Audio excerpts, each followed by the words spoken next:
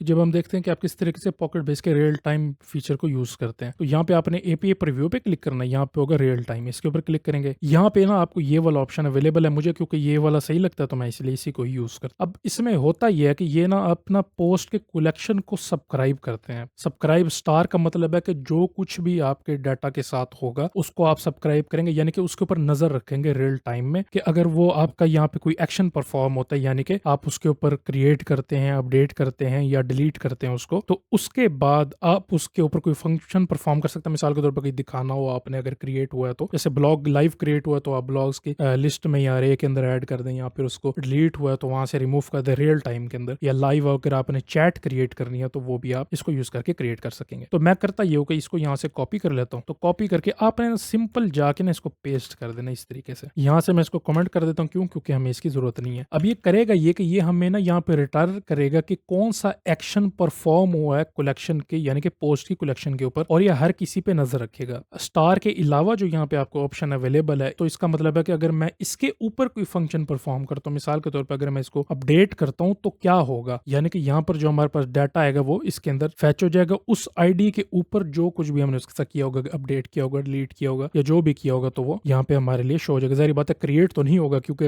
अगर वो एग्जिस्ट नहीं करता तो हम उसकी आईडी कैसे ले सकते हैं कि जो नया रिकॉर्ड हमारे पास क्रिएट होगा। तो हम यहाँ पे इसीलिए यूज कर लेते हैं स्टार। स्टार का मतलब है हर किस्म का एक्शन हर किसी रिकॉर्ड के ऊपर। अब इसको मैं यहाँ पे सेव कर देता हूँ। अब सेव करके ना मैं यहाँ पे इसको ओपन रखता हूँ कंसोल में, क्योंकि जो भी होगा यहाँ पे शो होगा रियल टाइम में। अगर मैं इसको जाके यहाँ पे नेम को अपडेट कर देता हूँ, हैमर RR सेव करता हूँ, यहाँ पे मैं आके देखूंगा, ये देखें ये मुझे कह रहा है कि एक्शन अपडेट हुआ। ये वीट की वजह से नहीं हुआ, ये इसकी वजह से नहीं हुआ कि यहाँ पे ये हम क्योंकि रन कर रहे हैं और ये हमारे लिए सारा काम करो, इस तरीके से नहीं हुआ। ये इस फंक्शन के ऊपर ही कॉल हुआ है, पॉकेट बेस के अंदर लाइव हुआ है ये, ठीक है। तो यहाँ पे इसने दिखा दिया कि अपडेट हुआ है। अगर मैं दोबारा अपडेट करता हूँ तो फिर दोबारा अपडेट आ जाएगा। अब आप सोच रहे होंगे कि हमने इसको किस तरीके से डिटेक्ट करना है कि नया रिकॉर्ड क्या है, यानी कि ये अपडेट हुआ है या क्रिएट हुआ है। तो पहले हम क्रिएट करने वाला देख लेते हैं कि क्रिएट करने पे ये क्या यहाँ पे सेंड करेगा। यहाँ पे ऊपर न्यू रिकॉर्ड पे क्लिक करें, कुछ भी जीबरिश यहाँ पे मैं ऐड कर देता हूँ। यहाँ पे लोगो भी हम सेलेक्ट करके क्रिएट कर देते हैं। अब दोबारा अगर हम जाते हैं यहाँ पे तो ये देखिए ये कह रहा है क्रिएट। तो इसका मतलब है कि ई डॉट एक्शन, जो ये ई यहाँ पे कॉल बैक के अंदर पास हो रहा है, इसका ये मतलब है कि आप ई के थ्रू एक्शन देख सकते हैं कि क्रिएट, अपडेट या डिलीट। तो फिर उसके लिहाज से आप फिर रिकॉर्ड के साथ जो करना वो कर सकते हैं। अब हमने रिकॉर्ड किस तरीके से चेक करना है, तो आपने एक्शन को यहाँ पे रिप्लेस कर देना रिकॉर्ड के साथ, यानी कि जो नया रिकॉर्ड हमारे पास आया, अपडेट हुआ, डिलीट हुआ, जो भी मर्जी उसके साथ हुआ है, तो वो हमारे पास यहाँ पे ये शो कर देगा। तो मैं क्या करूंगा, वापिस आके यहाँ पे 1 2 3 की जगह मैं यहाँ पे कुछ भी चेंज करता हूँ और यहाँ पे मैं लिख देता हूँ एंड में हैमर। और हमारे पास इस तरह का कोई और रिकॉर्ड नहीं है इस तरह के बॉडी कंटेंट के साथ। इसको सेव करता हूँ, यहाँ पे आके वापस चेक करेंगे, सॉरी अपनी वेबसाइट पे। तो ये देखें ये बॉडी के अंदर नया डाटा आ गया हमारे पास। तो अब हम चाहें तो यहाँ पे एक्शन को डिटेक्ट करके,